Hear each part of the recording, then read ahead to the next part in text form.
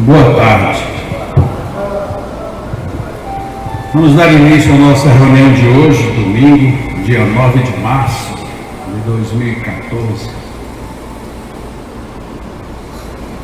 Vamos proferir uma prece e logo em seguida passaremos à parte expositiva da reunião, onde Dione fará o comentário de uma mensagem do livro Caminho, Verdade e Vida, e depois eu farei a abordagem sobre o que é o Espiritismo. Deus, Pai de infinito amor, agradecidos que somos por todas as bênçãos, mas muitas vezes ainda muito infantis, quando chega a hora de sabermos lidar com as dores, decepções ou com as grandes alegrias e riquezas. Por isso mesmo, Senhor, embora agradecidos por tudo, te pedimos proteção, inspiração, ajuda, para que saibamos aproveitar todas as oportunidades da vida, crescendo em espírito e em verdade, para termos uma vida sempre melhor, mais harmonizada e equilibrada. Te pedimos que os teus mensageiros conosco aqui mais uma vez nos envolvam em bons fluidos e boas energias, e que o amor orientado e exemplificado por Jesus Cristo seja a nossa base, a nossa referência.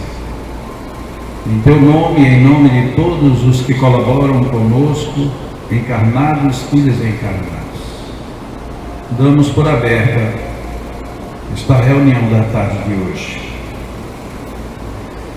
Dione fará o nosso exórdio.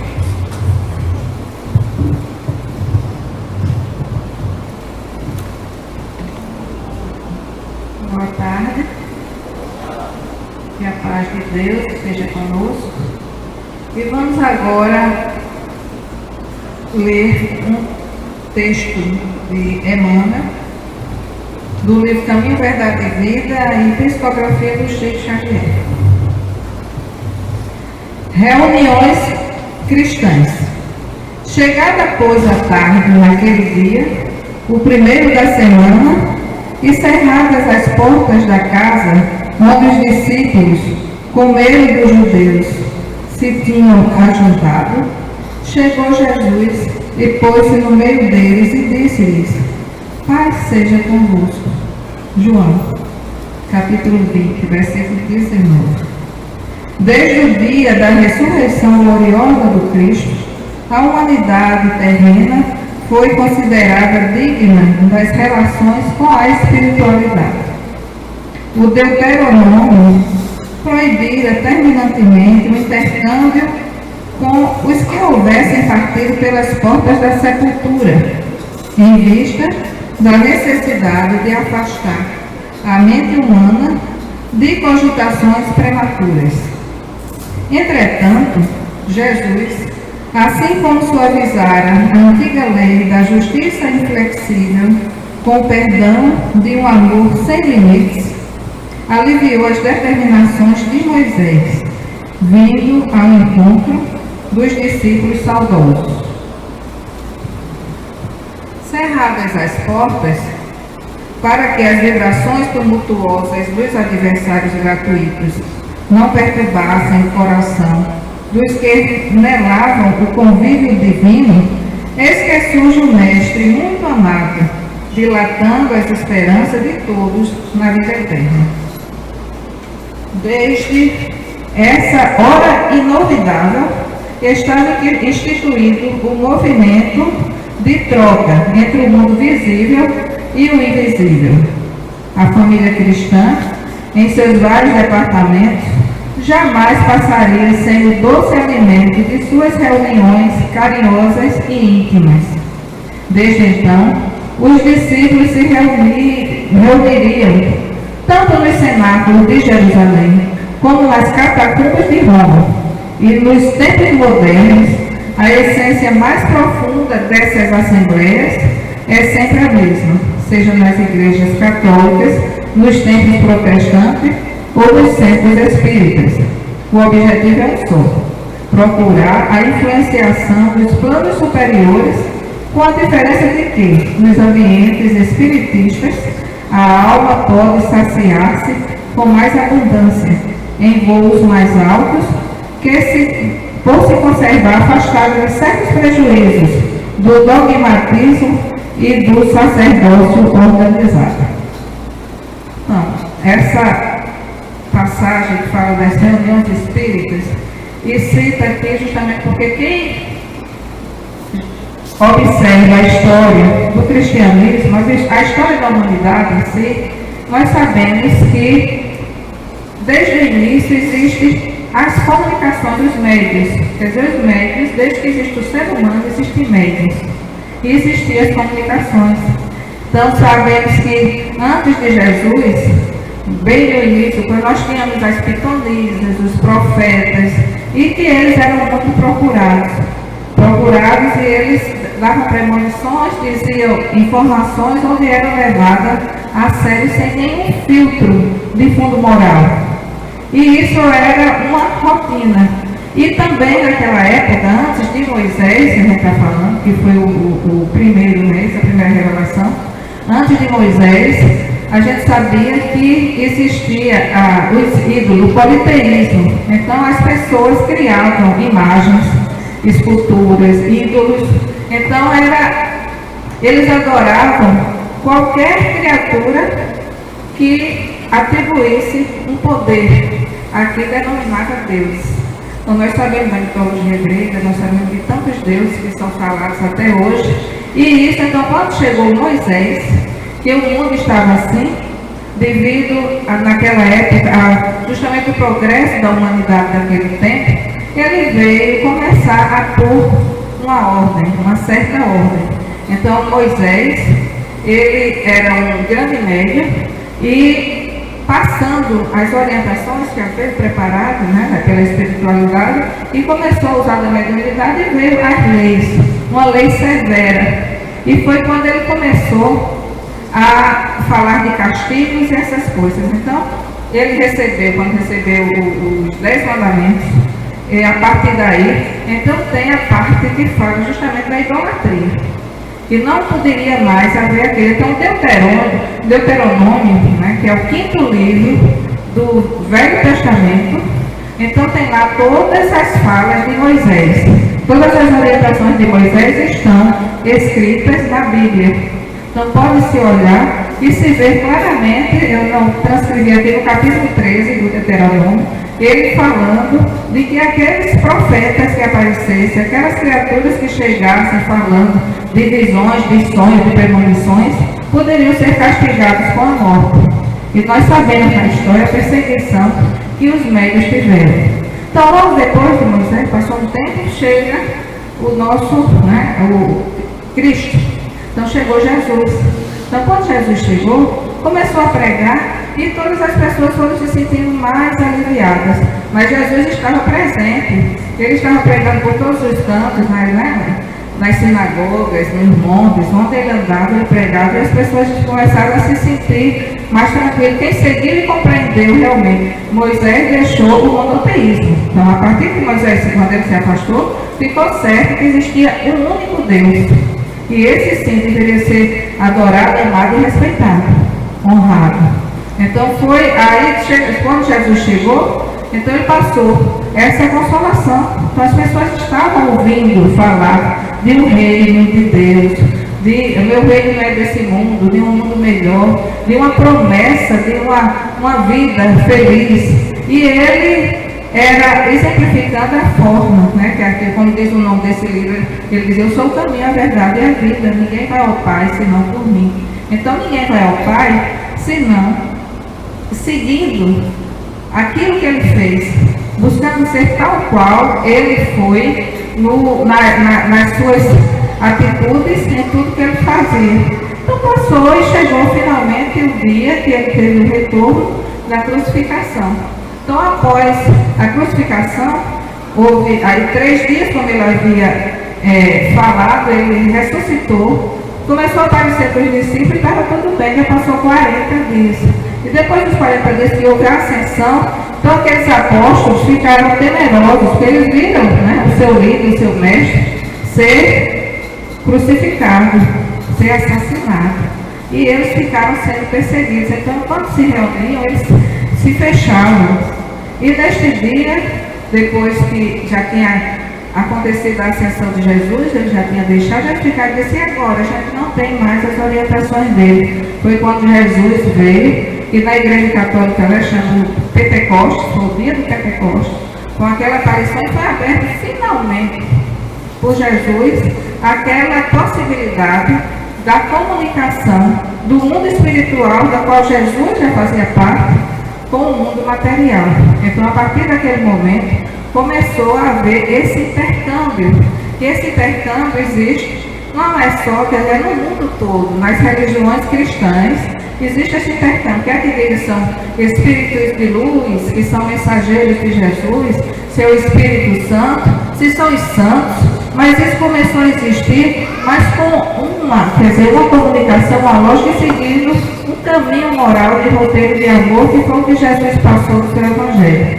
Então, a partir desse momento, começou realmente a existir as reuniões cristãs, aonde naturalmente existem esses intercâmbios e passamos a poder não temer tanto aquela morte, aquele mundo e aqueles castigos que a gente tinha que enfrentar, e com isso até hoje, nos diversos tempos, continua existindo reuniões como essa que nós estamos hoje fazendo. E com essa leitura, esse início, essa reflexão em cima desse carinho, desse amor, desse que tivemos mais, né, de nosso querido Jesus, nós vamos falar finalmente da nossa terceira revelação, que é o Espiritismo. E passarei agora a palavra para o nosso irmão Jacó, quando ele vai falar realmente o que é o Espiritismo, porque nós somos os cristãos, né? Muita paz para você.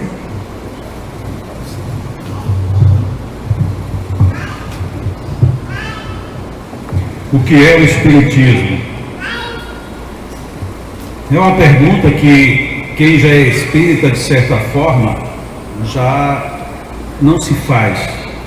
Talvez até nos devêssemos fazer outra vez. Primeiro porque há uma confusão que é natural, nós confundirmos o que é o Espiritismo com o que é o movimento espírita. O que é o Espiritismo e quem são os espíritas. O que o Espiritismo recomenda e o que nós fazemos quando nos dizemos espíritas. Essa confusão, essa complexidade que nós mesmos criamos, muitas vezes geram desvios de pensamento, de interpretação, de conhecimento real do que seja o Espiritismo e sua proposta. Eu gostaria de abordar este ponto tomando algumas referências, inclusive fora do Espiritismo. Para isso eu vou pegar dois momentos distintos, um de uma personalidade católica e outro de um personagem que é tido como um grande pensador zen. A personalidade católica é Madre Teresa de Calcutá. Um dia ela, conversando com uma outra autoridade eclesiástica, ela disse o seguinte: esta noite eu sonhei que eu chegava no paraíso e, me encontrando com São Pedro, ele me disse: volte para a terra, aqui não existe favela. Como é que a gente ouve isso? A gente ouve que Pedro estava aborrecido, a gente ouve pensando que no paraíso não existem necessitados, a gente entende que uma pessoa que chega no paraíso por ter trabalhado com quem precisava, não tem o que fazer lá e sim continuar ajudando a quem precisa? Ou ele estaria dizendo que o paraíso é o prazer que a gente tem de lidar com quem tem necessidade? A gente percebe que, eu coloquei aqui 4 hipóteses, mas nós poderíamos aventar outras hipóteses para tirar as deduções do que Madre Teresa de Calcutá contou naquele exemplo tão simples. Chego no paraíso, me encontro com São Pedro e ele diz: volte para a terra, aqui no paraíso não tem favelas. É uma reflexão que a gente não pensa. A gente muitas vezes se sente desconfortável em ter que pensar sobre isso. Porque nós poderíamos tirar uma dessas deduções e dizer, mas essa mulher serviu tanto, deu tantos exemplos, ela agora mereceria ter folga. E São Pedro diz que ela volte para a terra, que é onde tem desgraça, para ela poder continuar trabalhando. Mas quando a gente pega, mesmo no nosso nível, pessoas que tiveram o hábito de trabalhar diuturnamente desde jovens, quando chega numa certa idade e alguém vem de uma maneira quase que inclemente, diz, você agora está aposentado, não precisa fazer mais nada, a pessoa tem a sensação de que vai morrer. Mas quer dizer que agora que eu sei o que eu faço, agora que eu domino, agora que eu entendo, agora eu vou ficar sem fazer nada. Mas que contrassenso! E só olhando isso, nós vemos que as outras culturas mais ancestrais que a nossa, notadamente na Ásia, eles valorizam sobremaneira as pessoas de muita idade, porque sabem que no mínimo elas têm um acúmulo de experiências que quem está começando ele vai ter muito tempo até chegar àquele ponto. Mas será que São Pedro estava dizendo isso para aquela mulher? Desça, porque é lá que tem coisas. O que isso tem a ver com o que é o Espiritismo? Tem tudo a ver. Porque quando nós perguntamos o que é o Espiritismo, a maioria, a grande maioria das pessoas começa a definir o Espiritismo como uma religião. E na hora que nós definimos como uma religião, a gente já começa a colocar uma barra de separação enorme. Porque na hora que é uma religião, nós começamos a deixar de nos olhar respeitosamente entre os espíritas. De forma alguma eu quero fazer consideração aqui de outras religiões. Dentro do Espiritismo, nós começamos a nos desentender porque nós começamos a ver o Espiritismo quase que essencialmente como religião. A gente vai dar uma trocada aqui de microfone, que eu acho que é esse microfone, João. Põe esse aí no lugar. Só conversa. Eu acho que esse aqui está melhor.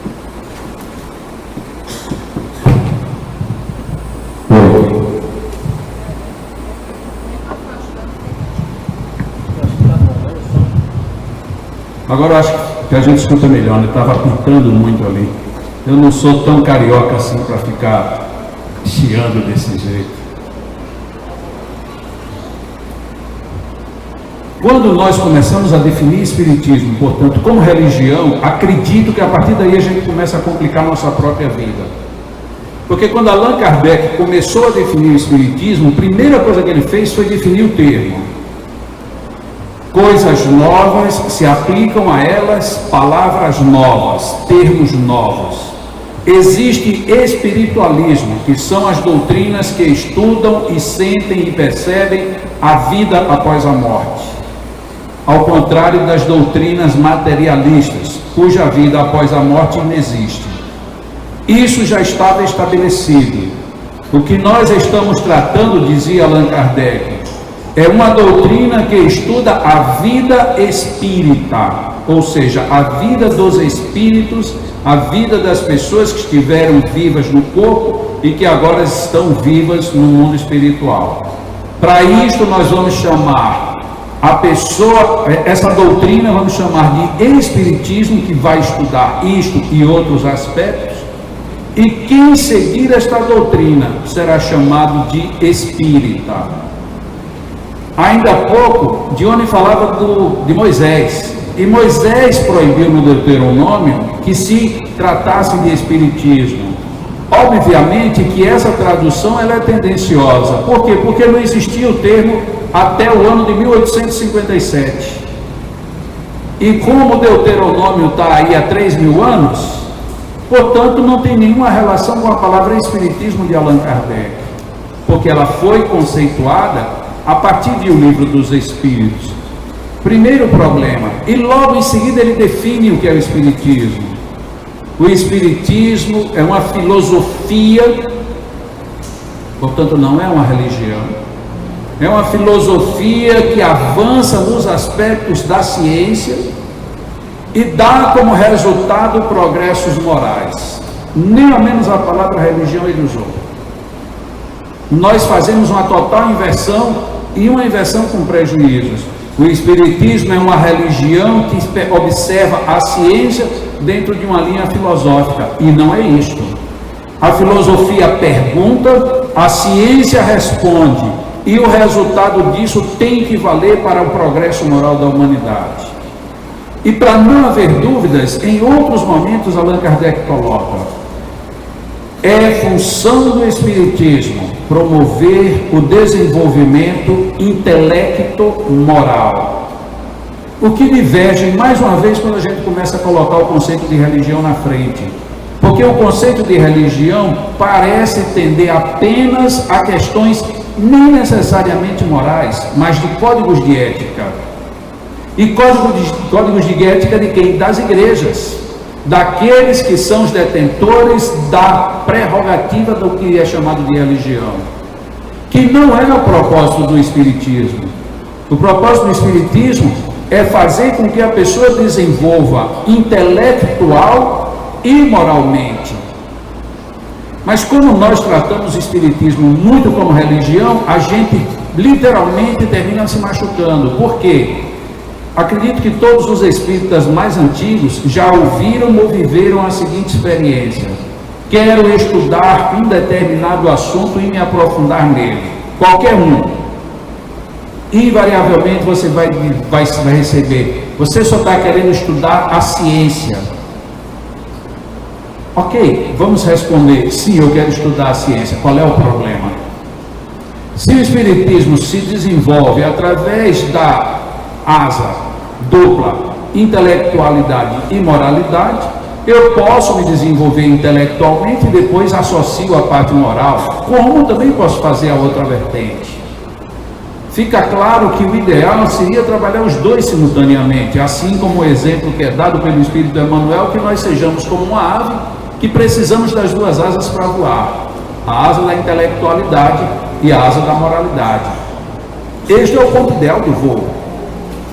Mas não quer dizer que eu estando no alto, mesmo tendo uma asa mais desenvolvida do que a outra, eu não consiga planar. Eu posso até nem subir tanto, mas eu consigo ainda fazer parte do voo. Nós começamos falando errado no Espiritismo quando fugimos primordialmente de quem melhor lhe definiu, que foi Allan Kardec. Allan Kardec define o Espiritismo, portanto, como sendo este ponto de partida, o ponto de partida de nós entendermos intelectual e moralmente, sob três aspectos: o aspecto filosófico, o aspecto científico e o aspecto moral, que muito e até apropriado que se diga em alguns casos ser o aspecto religioso. Ponto e vírgula, desde que se defina o que é aspecto religioso. Porque Allan Kardec foi extremamente claro que religião espírita não é uma religião como qualquer uma outra. Não que as outras sejam piores ou melhores do que o Espiritismo como religião, mas que o Espiritismo como religião ele estava totalmente encalacrado dentro daquilo que é colocado de conceitos ético-morais para qualquer criatura. O que o levou a dizer: nos depararemos com católicos espíritas, protestantes espíritas, judeus espíritas e muçulmanos espíritas. Allan Kardec, portanto, ele não tinha a visão religiosa do Espiritismo que nós colocamos quase que no princípio da definição da doutrina. Isto tem sido tão ruim que hoje no meio espírita nós nos deparamos com muita frequência as pessoas dizendo: você não é espírita. E a gente pergunta: por que eu não sou espírita? Não, você não é espírita porque você aborda este ângulo da questão. Sim, mas espera aí, o que Allan Kardec disse que era espírita? Ele, dentro de um conceito moral, ele disse uma frase que é muito conhecida e extremamente repetida: o espírita é reconhecido pelo esforço que faz, pela sua transformação e para domar as suas más tendências. Ok, isso não tem nada a ver com culto, com igreja, com local, com posições, com rituais, com credos. O esforço que eu faço para que eu me transforme e que eu tenho nesse esforço a condição de vencer as minhas más tendências. Ele não está dizendo que a gente já seja anjo amanhã, nem está dizendo que eu preciso necessariamente estar dentro de uma igreja, de um templo, do que quer que seja, para me dizer espírita. Então quem foi que criou isso? Fomos nós, os espíritas. Quais espíritas? Os espíritas que viemos depois de Allan Kardec. O que é engraçado é que quando nós começamos a frequentar qualquer casa espírita, e aqui eu vou dizer que é praticamente a totalidade, nós encontramos as pessoas dizendo isto que eu acabei de dizer, mas vivendo exatamente o contrário. Então você tem que ser espírita, não precisa você fazer, mas você tem que fazer. Você pode até nem acreditar, mas vai ser assim. E talvez aí chegue um momento em que a gente diga, eu vou viver a minha vida espírita da maneira mais íntegra possível. E quando eu desencarnar, eu vou me encontrar algo semelhante a alguém dizendo lá em cima, volte. Porque isso que você sabe fazer, ainda é necessário que seja feito lá embaixo. Como fizeram com Madre Teresa de Calcutá nessa imagem que ela mesma projetou de si própria.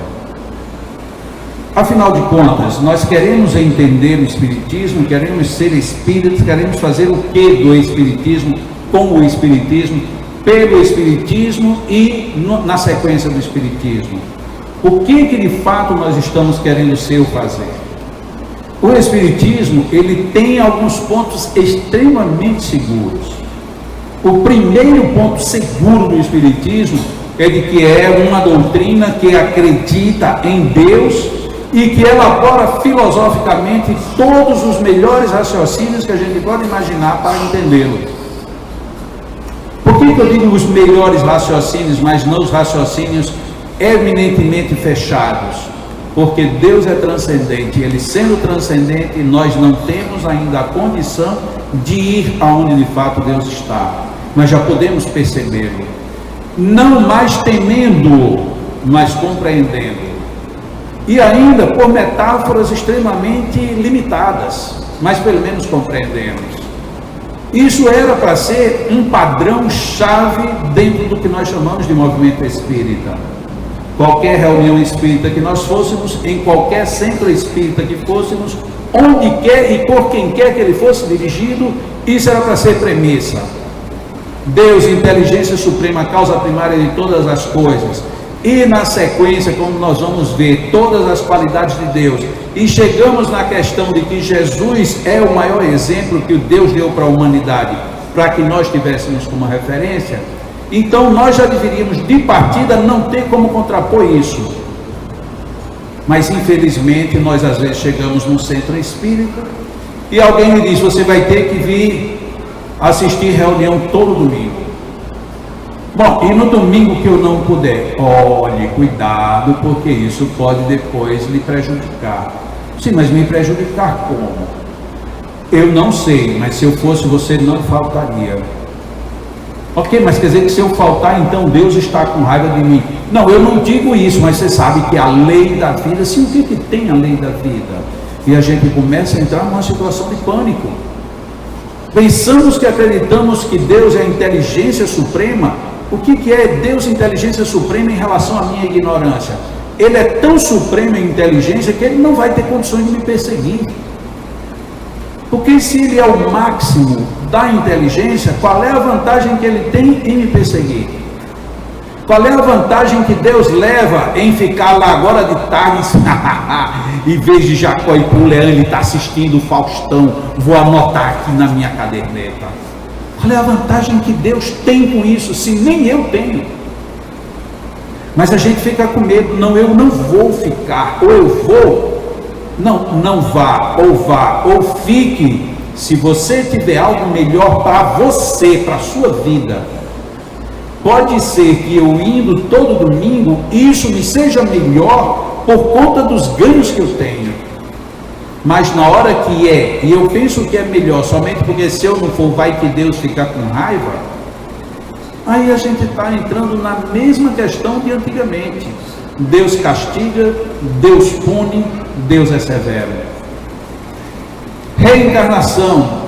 Outro assunto que a doutrina espírita trata, mas não foi invenção do espiritismo, apenas resgatou o conhecimento extremamente ancestral. Quando Jesus partiu e logo em seguida fundou-se o catolicismo, até então nem com esse nome, até ali o cristianismo primitivo era reencarnacionista, na base. Quem diz isso? Os arquivos da base da origem do catolicismo. Ok, mas para que surgiu a reencarnação? Porque a reencarnação é o melhor mecanismo de nós entendermos como é que a lei funciona em nosso próprio bem. Por que é então que a gente mudou a lei da reencarnação? A gente suprimiu isso. Porque não se tem reencarnação, e reencarnação é uma nova oportunidade, como é que Deus vai me castigar? Mas não, então tira a reencarnação. E aí você vai ser o quê? Estrumo. Quando você morre, você vai virar estrumo, apenas isso. E vai esperar um dia que vai vir o conselho final e vai juntar todas as moléculas que estão separadas junto e você volta a ser um novo ser.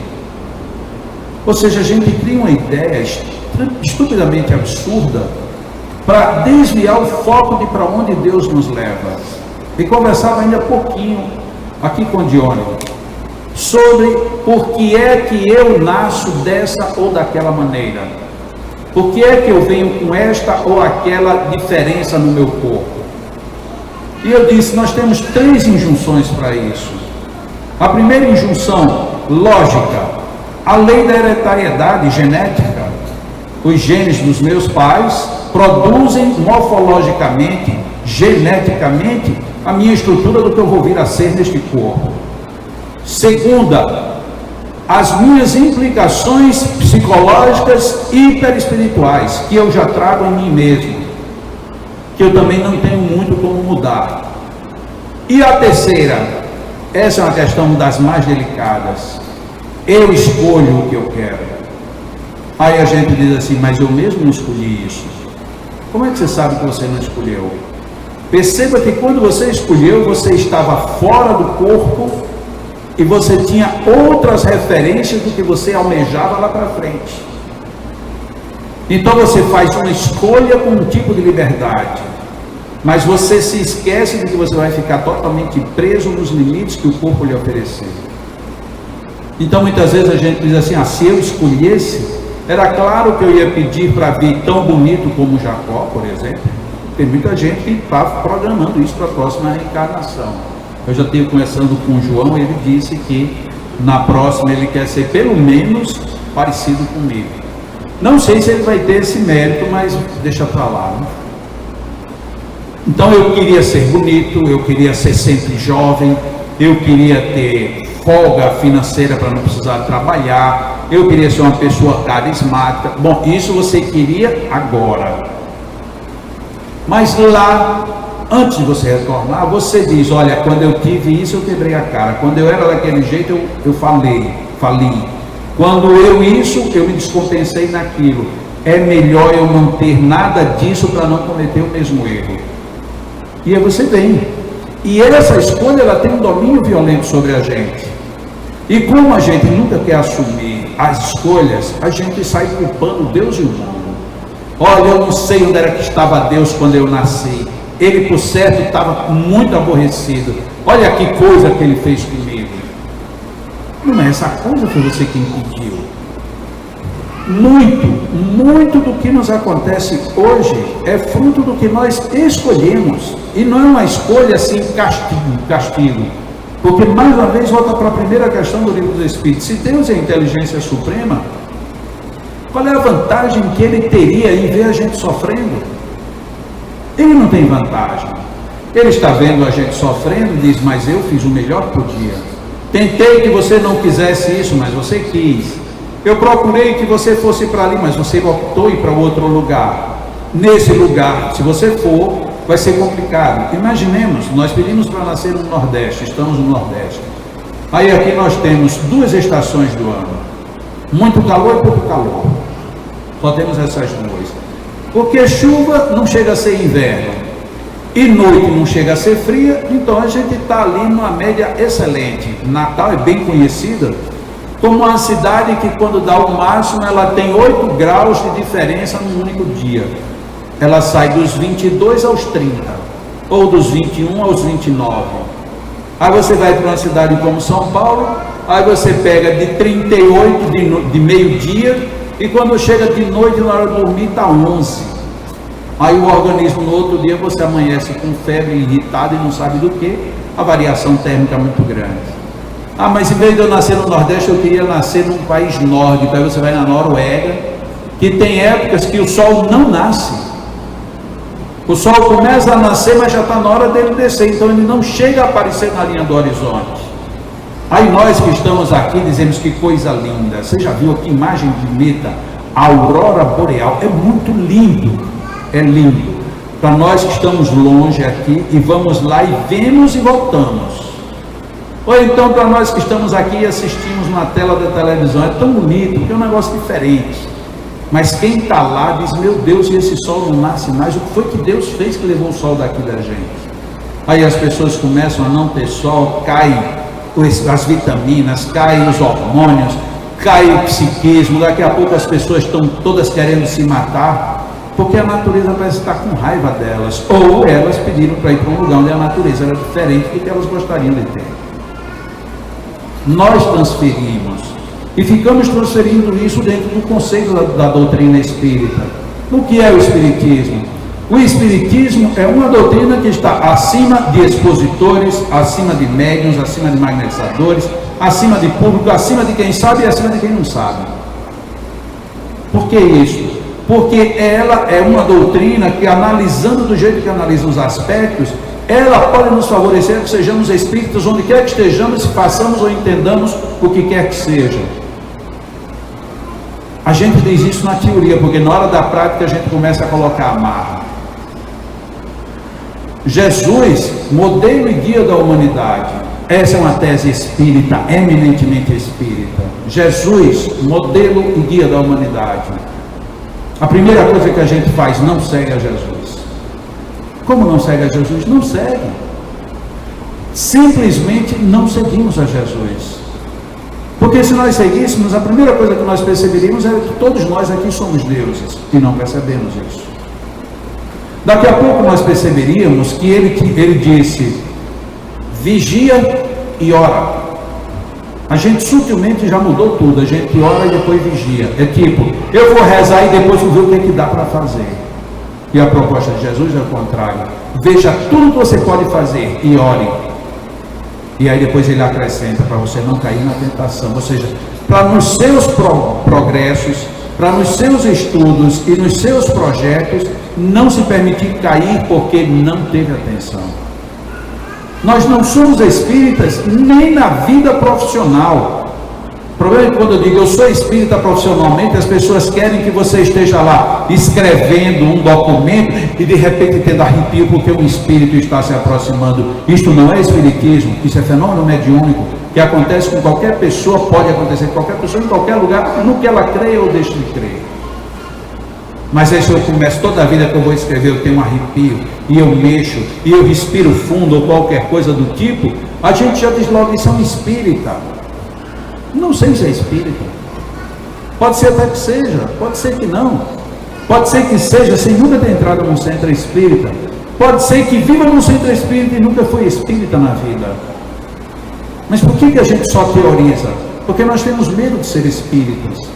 Porque o espírito, ele tem que pensar filosofia, ele tem que buscar resposta, ciência, e ele tem que aplicar isso com proveito moral. A gente até gosta, eu vou estudar só o livro dos Espíritos, é o livro que eu mais gosto, e aí a gente fica procurando as lições para que os outros cumpram. Tudo bem, você está fazendo um dos aspectos, mas e a tua essência, está indo para que direção? Onde é que você vai querer, ou vai poder, ou vai ter que aplicar tudo isso? Fica muito difícil nós fazermos esse tipo de aplicação. Aí entra a segunda história que eu disse que ia contar. Nasruddin pegou um dia uma carroça puxada a cavalo, na época era assim, e ele saiu com a sua mulher sentada ao lado. e saiu para uma viagem relativamente longa, para um lugar que ele imaginava que sabia onde era. E andou, mas a estrada começou a ter muitas bifurcações. E chegava uma hora que ele não sabia exatamente para onde entrar. E ele pensava assim, não, mas deve ser para a esquerda. E ia para a esquerda.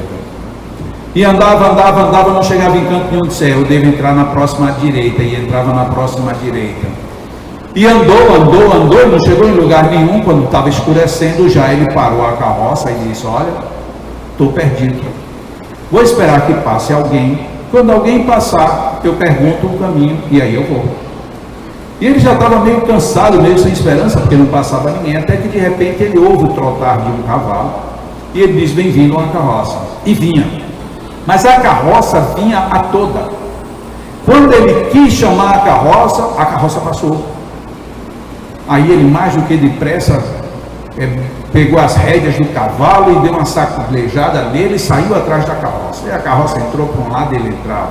A outra carroça entrava, noutra bifurcação ele entrava. Depois de ele já ter andado um bocado atrás da carroça, a mulher dele ousou falar-lhe, Nasrudim, por que é que você está seguindo essa carroça? Se você nem sabe para onde ela vai, nem sabe se para onde ela vai é o lugar para onde você quer ir. Nasrudim então lhe responde, se você está perdido num lugar e não sabe nem para onde ir, nem de onde vir, acompanhe quem sabe que vai para algum lugar, porque em algum lugar você chega. Muitas vezes nós temos feito exclusivamente isto na nossa percepção do Espiritismo.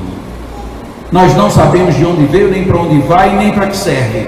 Aí a gente diz, você é espírita, sou, então eu vou com você. E nem sabe se a pessoa é espírita. Não, mas é porque eu estou indo a um centro espírita, lá é legal. Mas por que lá é legal? E quando a pessoa começa a descrever, a gente faz, meu Deus, isso aqui é legal? Porque tem tanta gente que chega para a gente e fala assim, olha, eu frequento um centro lá, é muito bom. Mas por que lá é muito bom? Ah, porque quando você chega lá meio perturbado e você sente que está com os impostos, as pessoas lá tiram lá uns 3 impostos seus, você chega e sai maneiro. Ah, quer dizer que isso é legal, isso é espiritismo, que decepção. Nem isto é legal, nem isto é espiritismo. Não, mas o cara tirou alguma coisa que estava me pesando. Sim, ele tirou alguma coisa que estava te pesando, mas não quer dizer que isso seja bom. Não, então quer dizer então que o centro não é bom? Não é que o centro seja bom ou que o centro não seja bom. Isto não é espiritismo. Então o que é espiritismo? Espiritismo pode ser isso, desde que se saiba por que e como se está fazendo. Ah, mas a pessoa de certo sabe, não pergunte a ela, você vai ter uma decepção. Uma das práticas mais comuns no meio espírita é passes. Quem não quiser se decepcionar, nunca pergunte a um passista por que ele fez ou deixou de fazer alguma coisa. Porque são raras as casas, são raros os magnetizadores que sabem o que fizeram e por que fizeram. Mas por que isso? Por quê? Porque ninguém sabe o que é espiritismo. Porque se pensar espiritismo como filosofia e ciência, muda completamente tudo isso. Não quer dizer então que não vale a boa vontade, vale. Muito pouco, mas vale. Mas muito pouco quanto? Quase nada. Mas Jacó, isso é muito radicalismo. Eu disse, não é muito radicalismo não. A questão é que a gente pegou coisa nenhuma e colocou como sendo a essência, e a essência a gente jogou fora. Mas como assim? Exatamente isso. Quando nós falamos de reencarnação, eu coloquei aqui 3 hipóteses dentro do que a gente estava conversando há pouco. Quando eu reencarno, eu tenho as injunções genético-hereditárias, eu tenho as minhas injunções fluídicas que estão dentro do meu próprio psiquismo, e eu tenho ainda a minha opção reencarnatória. Quando eu coloco essas 3 condições, sabe quem ficou de fora? Dá para os senhores imaginarem aí? 5 segundos, só para ninguém pensar que eu vou perder muito tempo. Isso mesmo, vocês mataram a charada. Quem ficou de fora foi o chamado castigo divino. Perdeu espaço. Não tem espaço mais para castigo divino. Porque lei hereditária é da lei da natureza. O que eu tenho dentro de mim já é meu. E o meu pedido para ser sendo atendido, eu vou culpar agora quem? Aí a gente percebe que ou Deus desapareceu, ou Deus não era nada do que vem me dizendo que Ele é. Deus é de uma essência transcendente. Deus seria coisa nenhuma. Deus não seria Deus se Ele estivesse tão preocupado porque a minha unha cresceu. Não, a sua unha cresceu por quê? Porque Deus quis. Porque foi que o Palmeiras ganhou do Vasco? Porque Deus estava do lado do Palmeiras. A gente tem esse pensamento ainda extremamente pequeno. E é tão pequeno que até as nossas louvações rotineiras que a gente não pensa, se a gente pensar um pouquinho, elas estão quase todas fora do tom. Uma expressão que a gente coloca como humilde é totalmente desvirtuada. Se Deus quiser. Sim, e se Deus não quiser, veja como não é exatamente a mesma expressão que a gente vê em para-choque de carros, em para-brisa de carro, quando diz assim, quando Deus opera, ninguém destrói. Ok, quando Ele opera, ninguém destrói. Ok, então quer dizer que tem momentos que Ele não opera. Se tem momentos que Ele não opera, então Ele já deixou de ser Deus naquele momento, porque Deus é incessantemente Deus.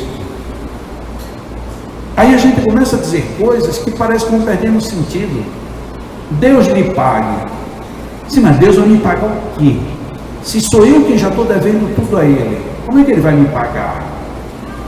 Mas a gente tem tanta expressão natural que mostra o temor que a gente tinha a Deus, e por conta disso sequer paramos para pensar o que é Deus.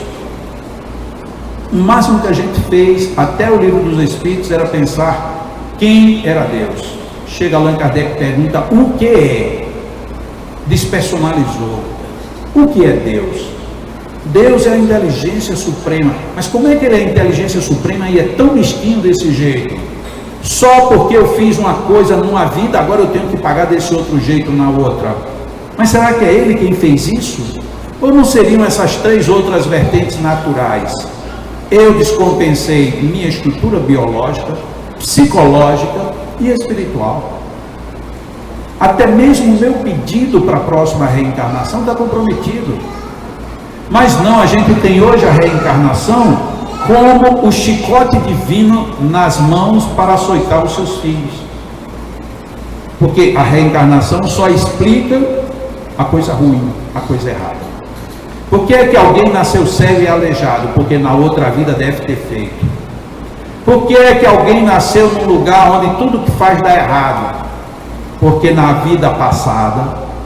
Por que é que alguém nesta vida tem a tendência a isso ou aquilo? Porque na vida anterior.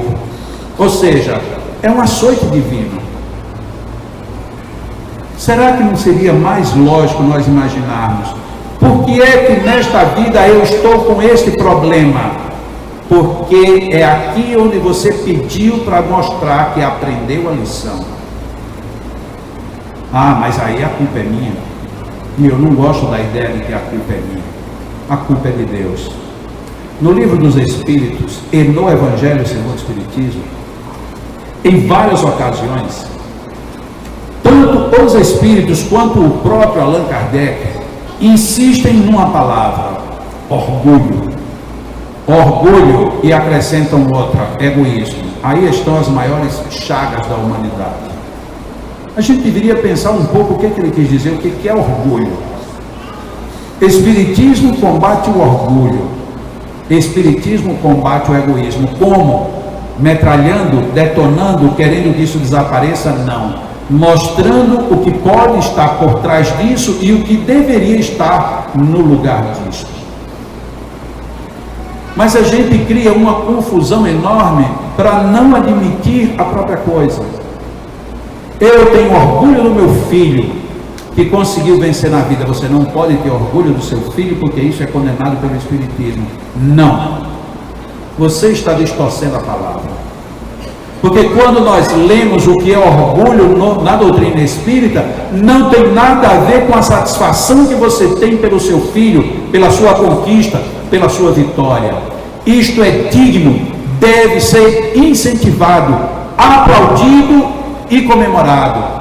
Palavras de um grande escritor, quando encarnado, que vem através de Allan Kardec no Evangelho segundo o Espiritismo dizer: comemore, vibre. Você foi mais forte. Sim, vença. Isto não é orgulho. Isto é satisfação de ter feito algo como deveria ter sido feito. Porque se eu não tenho prazer nas minhas vitórias, eu vou ter prazer quando nesta vida? Hoje eu estava conversando com uma amiga aqui hoje de manhã. Logo que começou o Café Cultural, ela reside no Rio de Janeiro. E ela me telefonou ontem: Jacó, eu estou precisando conversar com você uns problemas. Eu queria conversar com você hoje. Digo, tá bom, durante o café eu te chamo e a gente bate um papo. E ela me disse: olha que coisa interessante. Jacó, você conhece a casa que eu frequento? Conheço, já falei lá 2 vezes. Você sabe quanto eu amo aquela casa e aquelas pessoas? Sei. Mas desde novembro eu não fui mais lá. Eu olhei para ela sorrindo e fiz: grande coisa. Ele disse: mas você acha que eu estou fazendo errado? Eu digo: pelo seu jeito que você falar, eu acho que sim. Por quê? Porque você não saiu porque você tem um prazer maior de fazer alguma coisa fora. Estou certo ou estou errado? Ele disse: realmente eu saí porque eu não me sinto bem, porque me tolhem do que eu quero fazer. Eu digo: ah, que legal. Então você não faz mais o que você fazia e nem faz mais nada agora porque está incomodada. E você quer agora que eu fique: que pena que eu estou de você, é isso?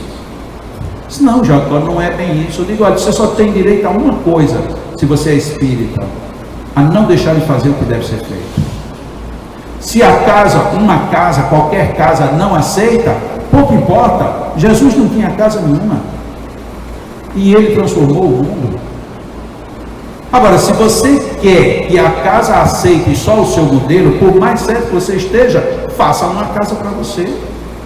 Ah, mas montar uma casa é muito complicado. Então fique com quem é complicado.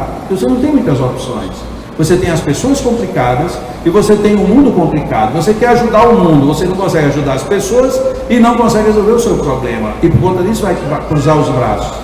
Ele disse: o problema, Jacó, além dos passes que não me deixam, eu participo de uma reunião mediúnica. E nessa reunião mediúnica, eu de vez em quando recebo umas orientações. E eu, já não é de hoje, porque ela já tem um pouco de idade, ela já tem mais de 20 anos que eu recebo essas mensagens. Eu fui proibido agora de receber mensagens. Eu digo: tá bom, então eu não posso receber mais mensagens aqui. Vou receber em casa. E aí eles me disseram: olha que doutrina espírita abençoada. Se você for receber essas mensagens em casa, você será definitivamente obsidiada. Quer dizer que eu não posso receber aqui no centro. Não posso receber na minha casa. O que é que eu vou fazer se os espíritos vierem? Não, isso a gente não sabe. Mas você nem pode receber mais na casa porque não permite, nem pode receber na sua casa porque você vai ficar perturbada. É desperturbada, eu já estou, porque eu não posso fazer nada. E aí, quando nós vamos ver um outro aspecto do espiritismo, estudo da mediunidade, estudo e desenvolvimento, nós então encontramos no movimento espírita algo totalmente diferente. Encontramos apenas a palavra educação. Allan Kardec propunha que a gente desenvolvesse. O movimento espírita propõe que a gente eduque. Eu, na dúvida, continuo ficando com Allan Kardec. Dá trabalho, dá muito mais trabalho, dá muito mais responsabilidade, você corre muito mais riscos. Em compensação, a gente pode chegar bem mais longe com o que é o Espiritismo. O que é o Espiritismo? O Espiritismo é uma doutrina que dá o direito de alguém dizer que você é espírita ou não? Claro que não. O Espiritismo é uma doutrina que vai ficar agora apontando, dizendo que você está certo ou está errado? Não. Porque toda a análise de Jesus, das personalidades que cruzaram com ele, sempre ele colocou: a resposta está dentro de ti. E a maior prova disso foi a eleição que ele fez dos 12 discípulos, dos 12 apóstolos. Ele não escolheu nenhum, por nenhum dos critérios que a gente escolheria. Se hoje me fosse dado escolher 12 discípulos, mesmo eu falando isso a favor de Jesus, eu tenho certeza que eu não escolheria do jeito que ele escolheu. Você não está vendo hoje, com esse mundo tecnológico todo, eu vou escolher um pescador, e um pescador que vai num barquinho que não tem nem um GPS, mas eu não vou querer um pescador desse de jeito nenhum. Aí eu vou querer o outro que é irmão do pescador também, é mais fraco ainda do que aquele. Depois eu vou ter um que sabe tanto que vai me trair. A eleição de Jesus foi a mostra dizendo de que não importa que seja, cada um tem dentro de si. E cada um de nós vamos dar exatamente o que cada um de nós precisamos. Eu vou encerrar aqui com um exemplo que aconteceu hoje e que me comoveu muito pessoalmente. Durante o café cultural de hoje, eu falei de uma necessidade que nós estamos tendo, que são várias necessidades, dentro da manutenção do leão. E nós estamos concluindo o setor de fisioterapia. E para ali nós estamos precisando de alguns equipamentos, de algumas coisas. E eu disse àquele público que se alguém quisesse ajudar o leão, ficasse à vontade, mas que ninguém se sinta cobrado. Tá? Quando terminou o evento, 3 pessoas, cada uma tinha dado 3 valores que eu acho relativamente alto para você dar espontaneamente. E as pessoas deram de tanta humildade que fizeram um cheque dobrado e entregaram o cheque dobrado. As 3. Um dos jovens que teve um grupo tocando aqui, e veio de Campina Grande, um dos jovens, bem jovem, fomos almoçar todos lá em cima. Quando terminou o almoço, este jovem chegou para mim e fez: Jacó, ele disse: olha, eu queria colaborar com a construção da fisioterapia. E eu disse para ele: mas vocês já colaboraram, vocês vieram de tão longe, já cantaram, olha, muito obrigado, fica tranquilo. Ele disse: não, mas eu quero dar a minha colaboração. Está aqui. E aí me deu um dinheiro dobrado na minha mão. Ele veio com a mão fechada e me deu. Quando ele me deu aquele dinheiro, ele disse assim: a minha mãe me deu dinheiro para fazer um lanche na estrada, mas o nosso almoço aqui foi tão bom que eu estou cheio e eu não vou lanchar. E aqui está a minha contribuição para a construção do material da fisioterapia. Eu não quis deixá-lo constrangido, nem quis ficar também constrangido. Agradeci, dei um abraço e ele foi olhar lá para dentro como é que funcionam os quartos dos idosos. E eu entrei, quando eu entrei, abri minha mão. Ele deu R$7. Uma nota de 5 e uma nota de R$2. Eu fiquei chorando de emoção. Porque ali a gente tinha um exemplo do que é ser espírita, no sentido seguidor de Jesus. As somas que os outros 3 deram em cheque foram somas que eu não esperava, foram muito altas para o padrão do que eu tinha colocado, extremamente ricas e necessárias para o que a gente tinha pedido. Talvez chegue ali perto do que a gente precisava. Que eu imaginava em princípio que eu ia precisar de 10 pessoas ou 20 ajudassem para a gente chegar naquilo. Mas quem me emocionou foi um rapaz que deu R$7. Porque ele deu R$7 porque a mãe me deu para ele lanchar na estrada. E ele disse: eu não vou lanchar. Eu quero dar esse dinheiro para ajudar na construção, na conclusão da construção da fisioterapia. Isto é um exemplo extremamente eloquente de quando a gente percebe o que é aquilo que a gente disse que está buscando. Se alguém me disser: e se amanhã ele não mais for a nenhum centro espírita, ele se decepcionar com os espíritos e nunca mais quiser ser espírita, para mim ele será espírita para o resto da vida. Porque ele mostrou com atitude, não para mim, nem para com essa casa, mas para ele mesmo, sem perceber. Ele disse para ele: eu vejo dignidade no outro, e só descubro a dignidade no outro porque eu tenho dignidade dentro de mim. Esta é a grande jogada, para usar uma expressão bem popular, do Espiritismo.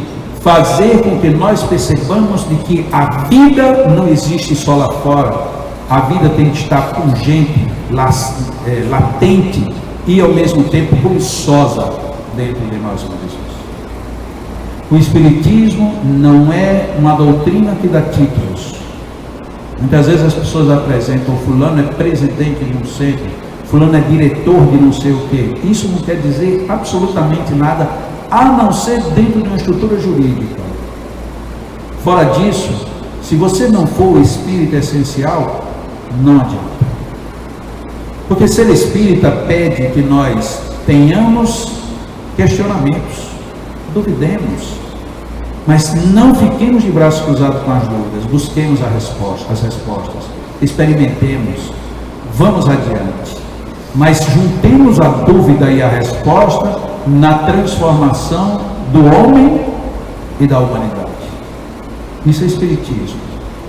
Fora disso, são conceitos muitas vezes bem intencionados, mas que não funcionam tão bem. Muitas vezes a gente gostaria de vir a um centro espírita, ouvir apenas as palestras do tipo: meus irmãos, meus amigos, nos entreguemos, sejamos bons e dóceis. Ótimo. Mas isso não mudará muito se nós não pensarmos no porquê que eu devo ser melhor, porquê que eu devo fazer melhor, porquê que eu tenho obrigatoriamente que transformar isto que está em mim. Eu não preciso estar acreditando nos outros, mas eu tenho que começar acreditando em mim mesmo.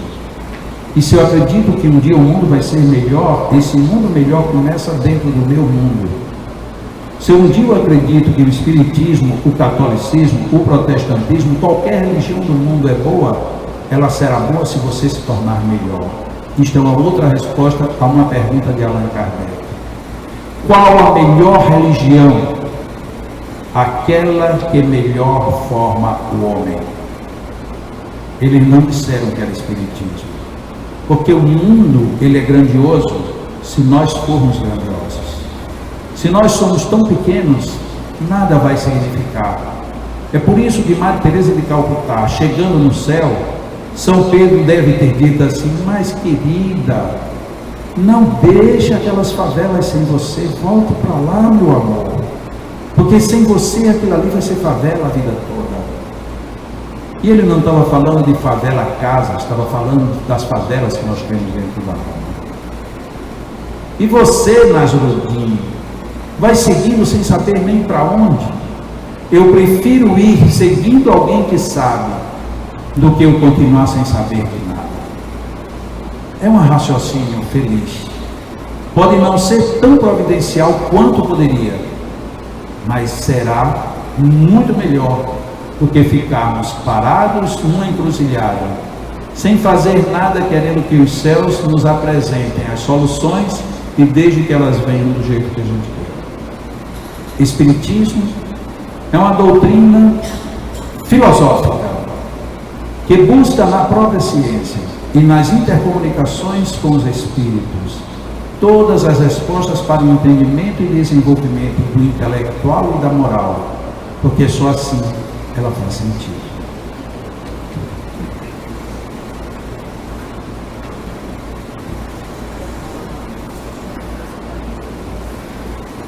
Hoje nós tivemos o café cultural com Rossandra Klinger, e pela reação do público eu acho que foi muito bom. Hoje nós tivemos Dione aqui conosco pela primeira vez, falando do público. Como é a primeira vez que ela falou no Leão, a gente já está vendo que quando ela estiver ali pela terceira, quarta vez, né, não dá mais para mais ninguém, só vai dar para ela, porque ela veio segura, foi mexer até com Moisés, imagina só.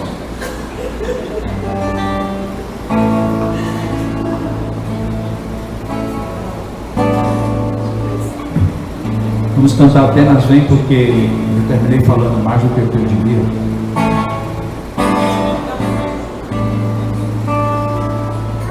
Vem, pense em Deus, ore com fé, peça perdão, mas dê também muito de si e agradeça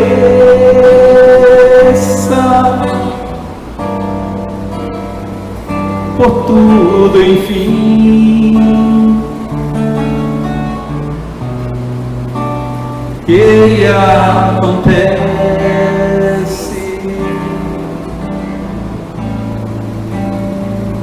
é pro seu bem.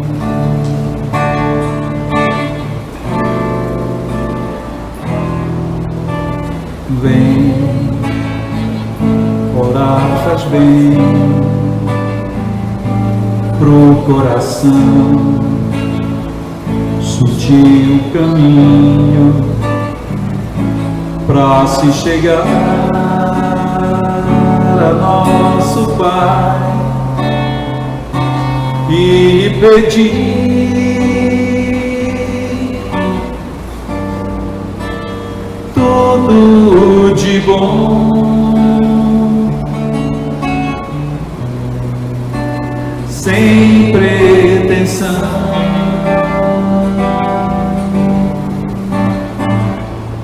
de posição.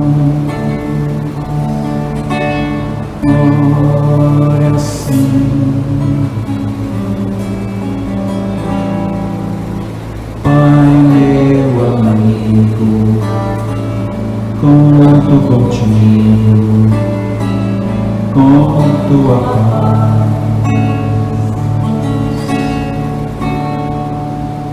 Pai de verdade, todo bondade, comigo estás. Quero te agradecer por tanta vida em mim, pelos amigos aqui comigo que esperam estão. Graças te dou, meu Pai, por tanta luz, enfim, sempre contigo, és o contrito, com o coração. Pai, meu amigo, tua bênção.